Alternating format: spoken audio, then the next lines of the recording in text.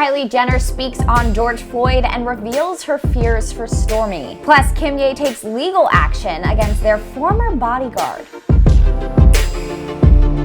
Hey guys, it's Allie for Hollywood Life with some more Kylie Jenner news, starting with Kim and Kanye because they're now threatening to sue their ex-bodyguard, Steve Stanulis. TMZ reports the two fired off a cease and desist to Steve, claiming he made false and defamatory statements and breached a confidentiality agreement after speaking on the Hollywood Raw podcast a few weeks ago. Apparently, Steve claimed that Kanye had ridiculous rules, like needing to be several paces away from him when out in public, and apparently Kanye would get upset if he blocked a paparazzi shot. Steve also labeled Kanye moody and needy. Steve's now an actor whose publicist Zack told TMZ no breach of any confidentiality agreement was done. My client went on a podcast to promote his new film, and old stories were already out there that were brought up. Temperment continued, if Kanye and Kim wish to continue this further, that is up to them. But I think their time and money would be better suited helping out with more pressing matters in our society than what happened many years ago.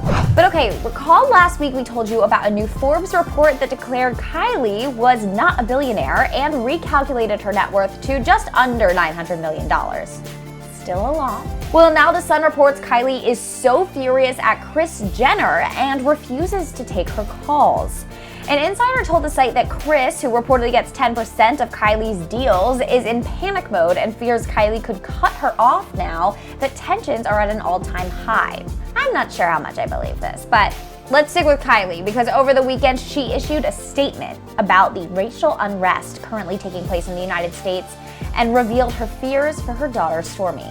Kylie said in part, "I'll never personally experience the pain and the fear that many Black people around the country go through every day. But I know nobody should have to live in fear and nobody deserves a death like George Floyd and too many others. Speaking up is long overdue for the rest of us. We're currently dealing with two horrific pandemics in our country, and we can't sit back and ignore the fact that racism is one of them."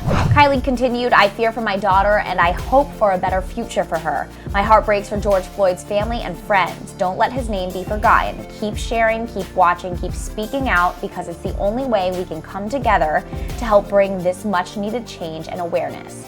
Rest in peace, George Floyd." But all right, hit the sub, like, and bell button and make sure you stick with us for all the latest. Bye guys.